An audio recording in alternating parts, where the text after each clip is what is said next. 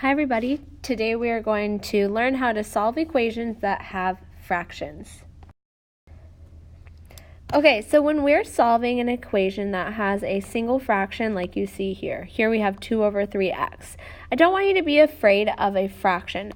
I want you to just think of a fraction as a combination of multiplication and division in a single term. So there's a way we can rewrite this that might make it a little bit less scary for us. So instead of writing 2/3 x, let's write it like this. Let's write it as 2x over 3 minus 5 equals 3. So here we're just saying 2 times x and then divide by 3. So it's just 2 operations in one. So we're still going to solve this in the same way we've been solving. We're going to remove all of the numbers that are on the same side as your variable. And we're going to start with the number that's alone. So the inverse of subtracting x is subtracting 5 is adding 5 to both sides. So what we have left is 2 times x divided by 3 equals 8. And now we can address this 3. So the inverse of dividing by 3 is multiplying both sides by 3, which we show like this. So 3 divided by 3 is 1. So those two terms will cancel out, leaving us with 2 times x. And then 8 times 3 is 24.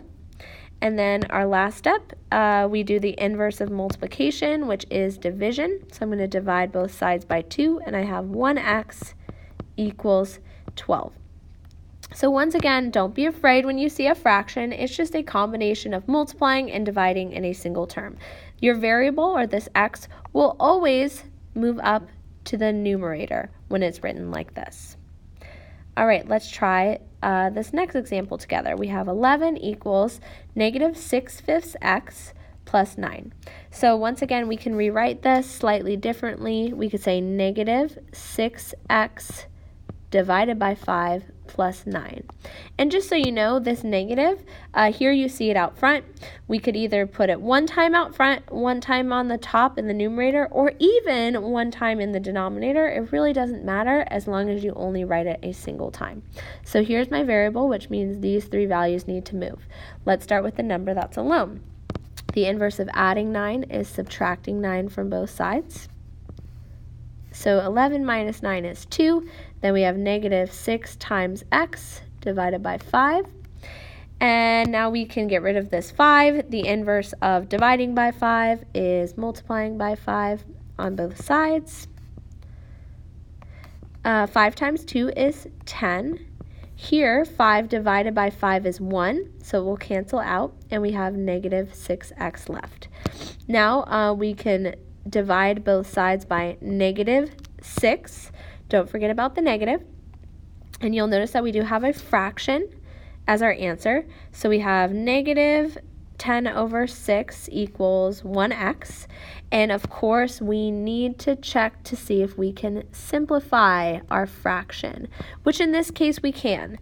10 and 6 are both divisible by 2. So I'm going to divide by 2 in the numerator and the denominator. There we go.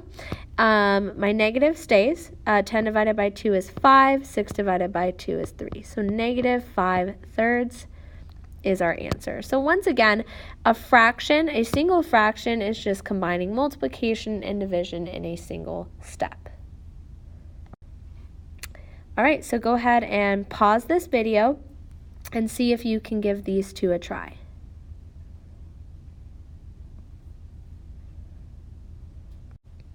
All right, let's check our work below. So you can see that for the first part, I rewrote 3/2 x as 3 times x divided by 2. I just moved x up into the numerator. So I started by adding 5 to both sides, and then I multiplied both sides by 2, and then I divided both sides by 3. So it's really just combining multiplication and division in a single step. You should end up with x equals 6. For the second part, start by rewriting and then subtracting 12 from both sides. Be careful that you have this number correct.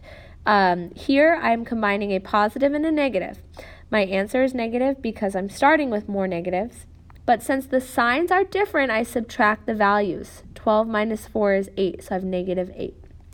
From here, I can multiply both sides by 3, giving me negative 24 equals negative 5 times x.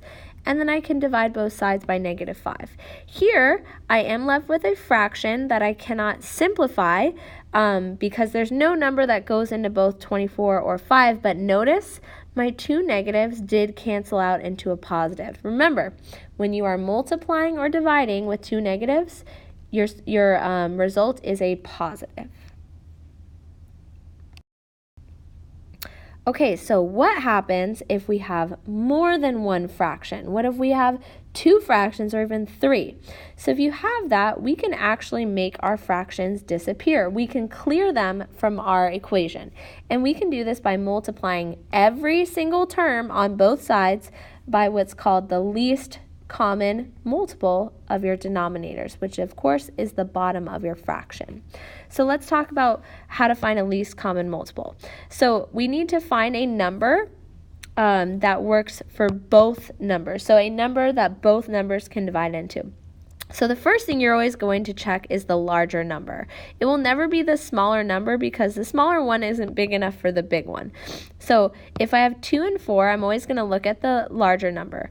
Well, 4 goes into 4 and 2 goes into 4, so 4 is my least common multiple. Okay, if I have something like 10 and 5, remember we're always going to look at the bigger one.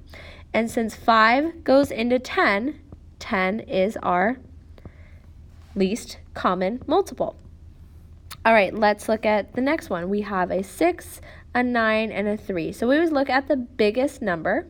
So here I'm going to ask myself, well, 3 goes into 9, but 6 doesn't quite go into 9 evenly. So then I'm going to take 9, and I'm going to find its next multiple. 9 times 2 is 18. So let's try that. 9 goes into 18. 3 goes into 18 6 times, and 6 goes into 18 3 times. So since this number works for all three, it's our least common multiple. Now let's try 3 and 4. So here, 3 doesn't go into 4, so I'm going to take my larger number, and I'm going to find the next multiple. 4 times 1 is 4, 4 times 2 is 8. So let's see. 3 doesn't go into 8, so I need to try the next one. The next multiple will be 12. Well, 3 goes into 12, and 4, of course, goes into 12, so my least common multiple is 12. Okay, so we're going to use the least common multiple to help us with these next two problems.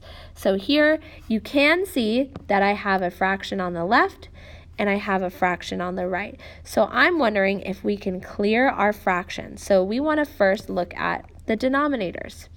We have a 6 and a 3. So here, remember, we always have to look to the bigger number. Our least common multiple, I'll call it LCM, is 6 because 3 goes into 6 and 6 goes into 6. So I'm going to multiply every single term by 6. Every single term, the ones with the fractions and the ones without. And in doing so, we should get rid of all of our fractions. So let's start with this first one. 6 times 2 is 12. 12 divided by 3 is 4. So let me repeat that. We multiply the numbers on top and we divide by the number on the bottom. 6 times 2 is 12. 12 divided by 3 is 4. So what we have left is 4 times x. Our next term, 1 times 6, is just 6. Here, 6 times 1 is 6. 6 divided by 6 is 1, so we're left with 1x. And here, 3 times 6 is 18. So this is a valid legal math move because we've multiplied both sides, every single term, by that same number. So now we have an equation where we have variables on both sides of our equal sign. So remember, we need to pick the smaller one, which is x, and we're going to move it using the inverse. The inverse of positive x is negative x, so I'm going to subtract x from both sides. leaving me with 3x plus 6 equals negative 18. Remember, this negative belongs to the 18. Now I'm going to do the inverse of addition. I'm going to subtract 6 from both sides.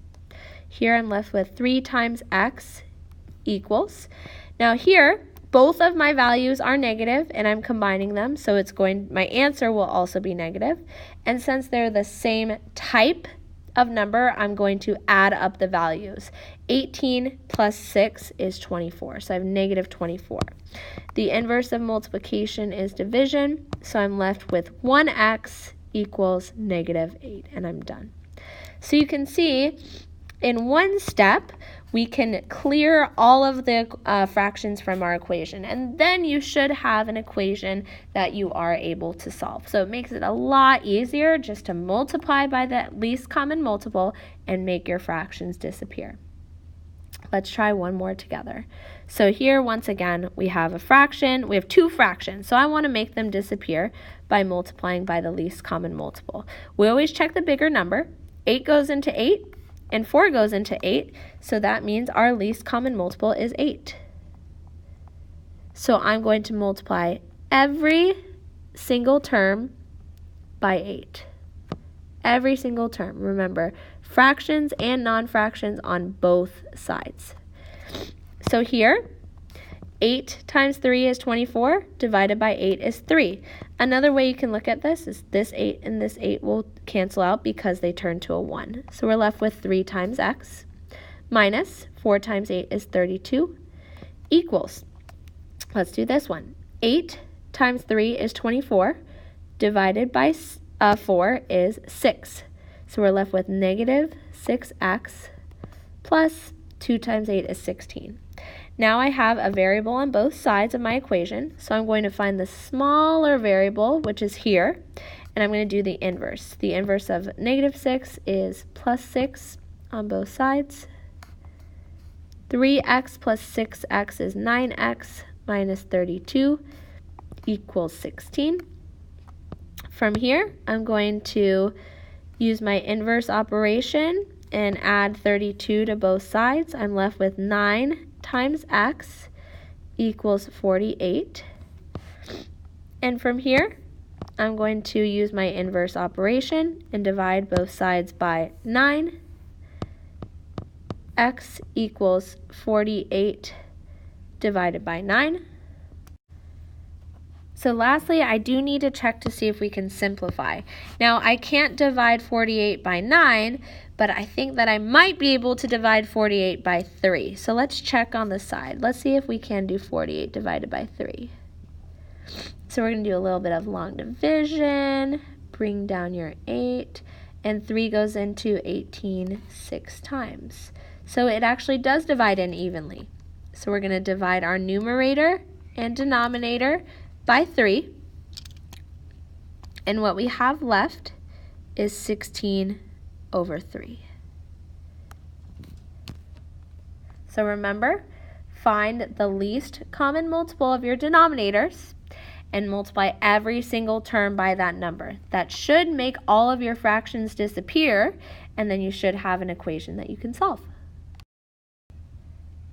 Alright, so here's the last 2 examples. Go ahead and pause the video, please, and give these a try.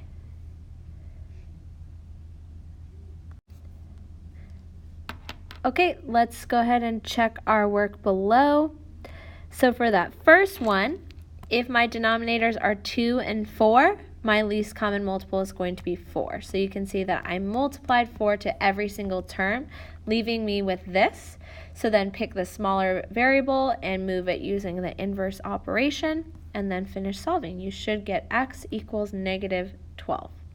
Here, if my denominators are 10 and 5, my least common multiple is 10, because 5 goes into 10 and 10 goes into 10. So if you multiply every single term by 10, you're left with 7x plus 40 equals negative 4x plus 10.